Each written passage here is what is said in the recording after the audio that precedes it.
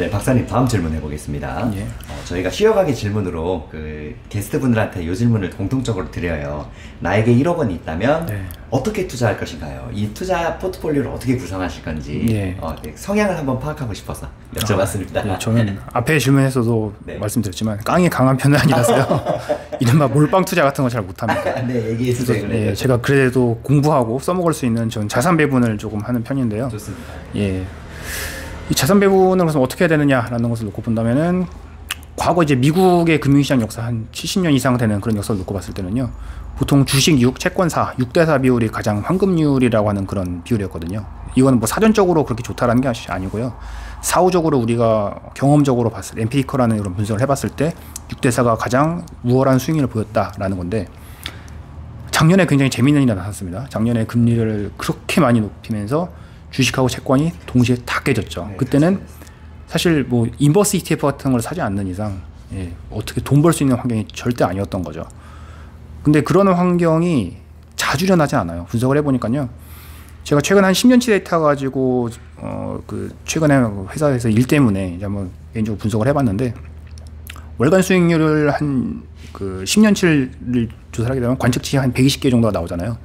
그런데 주식하고 채권이 동시에 다 깨진 게 관측치가 한 3개 정도가 나왔거든요. 그럼 120개 중에 3개 정도면은 1%? 2% 정도밖에 안 되는, 2%도 안 되는 거죠. 10년 중에 3개. 그렇죠. 네. 10년이니까 개월수로 치면은 120개월 중에 3개의 개월이라는 거거든요. 그렇게 본다면은 정말 1%라고 하는 우리가 통계적인 그 분포에서 얘기하면 그 테일 리스크라고 하는 여기에 작년에 해당이 됐었던 거거든요.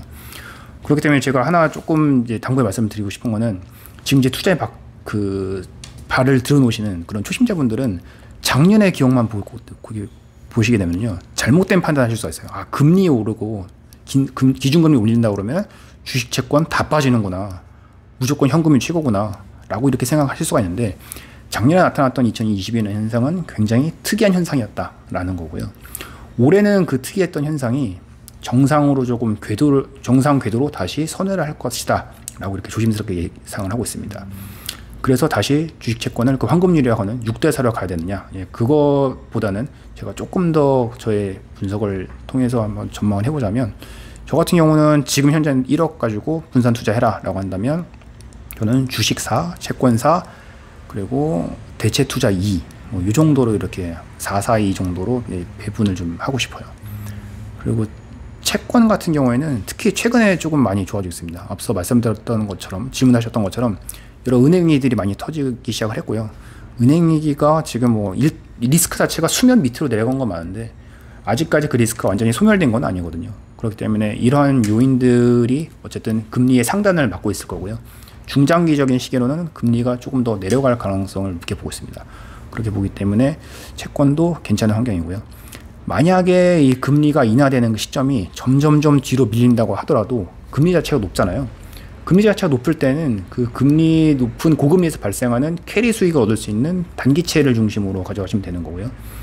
그리고 만약에 금리가 조금 내려갈 거다라는 이제 자본 차익을 좀 얻고 싶은 그런 분들에게는 장기채를 가져가시면 되거든요. 그렇기 때문에 지금 채권 같은 경우에는 단기냐 장기냐 또는 IG, 그러니까 그 우리가 투자 등급 채권이라고 하는 게 있습니다. 투자 등급 채권이라는 것을 편입시키느냐 마느냐 이제 이런 선택의 문제 정도만 남아있지 채권 같은 경우 작년에 너무 안 좋았기 때문에 올해는 분명히 괜찮은 그런 자산이 될 거다라고 이렇게 보고 있습니다. 아, 네. 지금 그 자산 배분에 대한 이야기를 같이 또 해주셨는데 예. 그렇죠. 자산 배분이 기본이고 가장 중요하죠. 네. 사실 제가 다음 질문에도 이렇게 넣어놨었는데 네. 답을 같이 해주신 것 같아. 주식 6, 채권 4 조통 비율로 하는데 네. 최근에 이제 그 고금리 현상 때문에 이 그 채권이 같이 깨져서 주식이랑 채권이 같이 무너져서 요즘은 더 안전하게 축구 442처럼 네. 주식사, 채권사 그리고 대체자산이 이런 식으로 구성해도 괜찮다는 말씀이시죠? 네. 네, 작가님 이어서 한 번 더 부연 설명해 주신다면 투자할 때 안전을 위해서 자산 배분을 꼭 하라고 저희는 항상 권유를 합니다. 네. 이 자산 배분을 하는 게 왜 중요한지 우리가 이것을 왜 해야 되는지 어떻게 생각하세요? 그 자산 배분을 한다는 거는요. 우리가 이렇게 생각해 볼 수가 있어요. 앞에 서두에서 질문하셨던 것처럼 저는 투자를 어떤 특별한 이벤트라고 보다는 그냥 우리의 일상에서 늘 하는 이제 그러한 우리가 밥 먹듯이 하는 관심을 가져야 된다라고 이렇게 말씀을 드렸잖아요. 그런 관점을 놓고 본다면요. 투자에 대한 이 관점을 조금 바꿔야 될 필요가 있는 게 우리가 코로나 직후에 막 깨졌다가 금리가 주가 지수가 엄청 깨졌다가 막 반등하는 그 시점이 있었잖아요. 그리고 나서 그리고 한국 경제가 잘 나가면서 코스피가 코로나 이전이었던 것 같아요. 3,000피해 시대로 접어들었던 그런 시대 있었잖아요. 그때 이제 투자로 전문적으로 업으로 하지 않는 다른 업권에 있는 저희 뭐 지인들 그런 분들이 했던 대화들 중에 제일 기억에 남는 게 뭐냐면요. 야, 너 무슨 종목 가지고 몇 배 먹었어? 이렇게 물어보더라고요. 아니, 언제부터 우리가 주가를 얘기하는데 몇 퍼센트도 아니고 몇 배를 먹었냐라고 물어보는 것은 굉장히 지금 오버밸류에이션이 되어 있다는 거거든요. 근데 그런 것만 우리가 머릿속에 넣고 나는 이 돈을 통해서 2배, 3배 벌겠다라고 그렇게 목표 수익률을 정해버리면요. 자산 배분은 사실 그건 해서는 안 됩니다. 몰빵 투자를 해야 되는 거예요.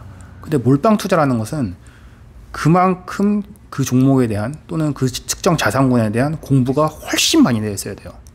그렇기 때문에 이런 것들을 한다기보다는 우리가 어차피 투자 환경이라는 것에서 여기다가 시간을 100% 쓰실 수 없는 분들이 아마 대다수 분들일 겁니다. 저처럼 이제 그냥 이런 금융권에서 업을 두고 살아가시는 이런 분들은 조금 다른 얘기일 수 있겠지만 그렇지 않은 분들에게는 투자를 일상처럼 이렇게 적용을 해야 되는데 그런 분들에게 내가 2배, 3배 먹고자 주식 투자를 한다? 이런 거는 조금 합리적이지 않다라고 보고요. 그렇게 본다면 우리가 변동성 대비해서 안정적인 수익률, 시장이 조금 깨질 때 덜 깨지고 올라갈 때 조금 덜 먹더라도 우리가 이 변동성이라고 하는 것을 조금 줄이면서 장기적으로 봤을 때 우리의 자산을 우상향으로 가져갈 수 있는 이제 그런 방법이 꼭 필요하고요. 그런 방법 중에서 그래도 가장 합리적인 것이 자산 배분 투자라는 거죠. 네, 좋은 말씀 해주셨습니다. 제가 사실 이 질문을 왜 드렸냐면, 예. 박사님이 혹시 저희 그 채널 성향을 잘 모를까봐 미리 말씀을 드리자면, 저희는 그 중장년층 분들이 많아요. 그래서 이제 좀 위험한 뭐 레버리지 같은 고위험 투자는 절대 권유하지 않고요. 안전하게 또 이제 자동으로 분산 투자가 되는 ETF 종목들, 지수 전체에 투자하는 것들, 저희는 전부 다 그런 종목들 위주로만 투자를 안내해드리고 있어요. 그래서 저희가 사실 ETF에 대한 질문지는 갖고 오진 않았는데, 혹시 그래도 그 전문가시니까 좀 제가 정보를 얻고 싶어서 여쭤볼까 하는데 혹시 ETF도 그 투자를 하시고 계신가요? 아, 저요? 네네. 네, 과거에 했다가 지금은 조금 쉬고 있는데요. 지금 안 하시고 계시고 이 ETF 투자, 그 ETF 종목들에 대해서 어떻게 생각하세요? ETF는요, 그 ETF가 사실은 ETF가 안에 담고 있는 그 내용들을 조금 확인을 하셔야 됩니다. 우리가 ETF라고 해서 무조건 안전하다, 주가지수보다 변동성이 적다라고 하기보다는 예를 들어서 어떤 특정한 종목을 테마를 중심으로 하는 ETF는 변동성이 굉장히 또 클 수밖에 없거든요. 그렇기 때문에 ETF가 가지고 있는 장점은 내가 실시간으로 쉽고 일단 빠르게 주가 지수를 이제 추종을 하면서 내가 투자에 쉽게 적응할 수 있다라는 건데요. 그렇기 때문에 ETF 같은 경우는 굉장히 강력한 투자 수단 중에 하나죠. 그래서 요즘에는 뭐 ETF를 담고 있는 ETF 매니지드 포트폴리오라고 하는 EMP라는 것들이 이미 많이 상용이 되어 있고요.